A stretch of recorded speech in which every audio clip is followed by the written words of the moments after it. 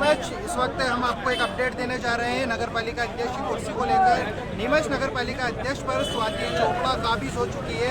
उन्हें पूरी तरह से बहुमत 21 वोटों के रूप में मिला है। जी हाँ, ये एक बड़ी खबर है कि भाजपा के पास महज 23 पार्षद थे, लेकिन भाजपा को 31 वोट मिले हैं।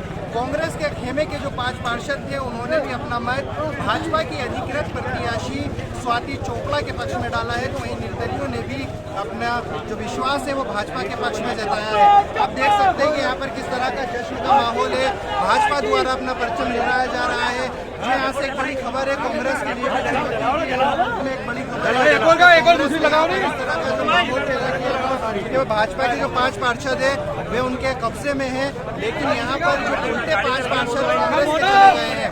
यहाँ पर कांग्रेस ने भी अपनी परंपरा एक तरह से कायम रखी है। हर जगह देखने में आ रहा है कि कांग्रेस के जो भी लीडर है या जो भी नेता है वो भाजपा में किसी तरह का अपना समर्थन जताते हैं, तो कई बार अपनी सरकार भी गिरा चुके हैं। लेकिन एक छोटा सा चुनाव नीमच नगर पालिका का, यहाँ पर भी कांग्रेस के पार्षदों ने अपना मतदान जो है वे भाजपा नगर पालिका अध्यक्ष के पक्ष में डाला है, जिसको लेकर यहाँ पर एक जश्न का माहौल देखने को मिल रहा है।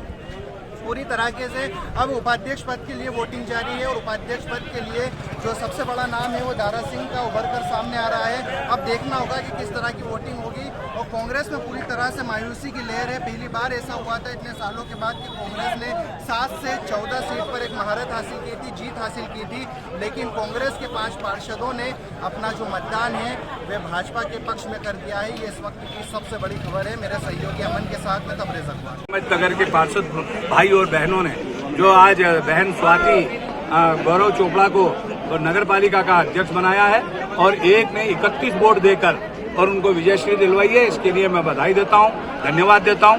और हम देख रहे हैं कि हमारे पास 23 वोट थे, 3 निर्दलीय थे, उनने भी हमारी भारतीय जनता पार्टी की विचारधारा के लोग थे, इसलिए उनने वोट दिया। कुछ कांग्रेस में भी हमारी विचारधारा के लोग हैं जो नरेंद्र मोदी जी की योजनाओं और उनकी नीति से प्रभावित होकर उन्होंने आज हमें वोट दिए हैं और 31 वोट हमें पक्ष में मिले हैं। मैं इसके लिए समस्त पार्षदों का, भाई और बहनों का हृदय से आभार प्रकट करता हूँ। कमल खिलता रहे, यही हमारी भावना है और कमल जो नीमच की जनता ने जो अपेक्षा की है उस अपेक्षा पे भारतीय जनता पार्टी खरी उतरेगी। बहुत बहुत बधाई, बहुत बहुत शुभकामनाएं। पूरी जनता में भी प्रसन्नता है, खुशी का वातावरण है, तो निश्चित रूप से यह भारतीय जनता पार्टी की जीत है, तो निश्चित रूप से नीमच की जनता की भी जीत है। अब नीमच के विकास में क्या बदलाव देखने को मिलेंगे? एक नया बदलाव देखने को मिलेगा आपको जी। सिर्फ अब जो भी काम होगा वो सिर्फ जनता के हितों के लिए काम होगा।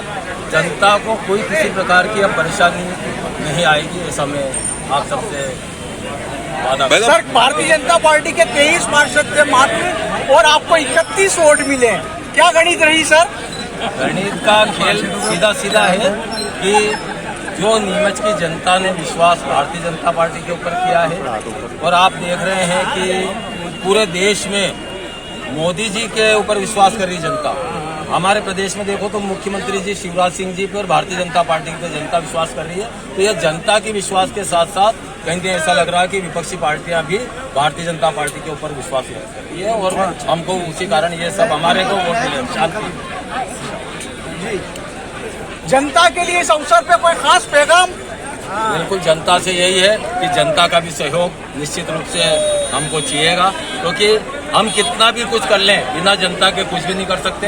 हमारे कार्यकर्ताओं का हमको सहयोग चाहिएगा, जनता का सहयोग चाहिएगा, मीडिया का सहयोग चाहिएगा, तभी हम इस नीमच के लिए हम कुछ कर पाएंगे। कोई खास बात जो आपने सोच रखी हो, प्राथमिकता किस बात की रहेगी सबसे पहले? मेरी प्राथमिकता रहेगी सबसे पहले कि जनता खुश रहे। सिर्फ एकमात्र उद्देश्य है, उसमें सारी चीजें आ जाएगी। जनता की खुशी के लिए सारा काम करेंगे, चाहे वो कोई भी काम हो, नीमच के विकास के लिए हुआ और जनता की खुशी के लिए काम होगा। सर, भूमाफियाओं के लिए कोई स्थान नहीं होगा? क्या होता है, ये सारी बात वो लोग करते हैं जो खुद कुछ नहीं कर पाते हैं, वो दूसरों के ऊपर सिर्फ आक्षेप लगाते हैं। बंगला ऐसा भूमाफिया शब्द की कोई परिभाषा नहीं समझता है। यदि कोई अपना धंधा करता है, बिजनेस करता है, तो उसमें कोई भूमाफिया नहीं होता है। भूमाफिया सिर्फ किसी को बदनाम करने की साजिश होती है, षड्यंत्र होता है। जो खुद यदि अपने आप पे दम होता है, काम करने की यदि उनमें तमन्ना होती है, तो दूसरों के ऊपर कोई आरोप नहीं लगा। बंगला बगीचा को लेकर भाई साहब आप लोग, आपका क्या विचार? बंगले बगीचे की समस्या निश्चित रूप से यहाँ पर यदि आप देखेंगे, एक मिनट रुक जाओ यार, भैया यार, बंगला बगीचा एरिया का समाधान मुद्दा है। प्रथम बैठक यहाँ पर पार्षद भी जनता भारतीय जनता पार्टी के हैं, अब परिषद भी भारतीय जनता पार्टी बन चुकी है, विधायक जी भारतीय जनता पार्टी के, सांसद भारतीय जनता पार्टी के, प्रदेश में सरकार भारतीय जनता पार्टी की है और देश में यदि कोई सरकार होगी भारतीय जनता पार्टी की। ऐसी कोई समस्या नहीं होगी, इच्छा शक्ति होनी चाहिए, सारी समस्या हल होगी। धन्यवाद। एक समस्या नहीं, सारी समस्या। धन्यवाद।